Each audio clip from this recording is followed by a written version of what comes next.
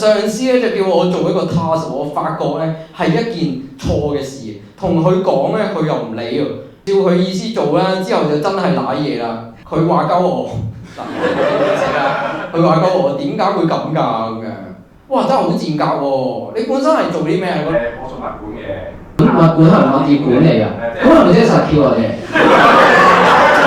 即係東出成日俾人鬧啲主任咧，做嘢嗰啲嘢。物業管理係即係食 Q 高層次啲嗰啲主任咯。即係話你可以貶低實 Q 嘅喎，實 Q 我唔覺得係有問題嘅喎，一陣間我落去仲要靠佢開翻個閘俾我嘅，你知唔知？咪朝頭早咧叫佢哋開會，企晒喺度，跟住點名陳樂天到咁樣嗰啲啊嘛。哦，你唔係實 Q 阿頭，你啱啱嘅意思唔係咁解咩？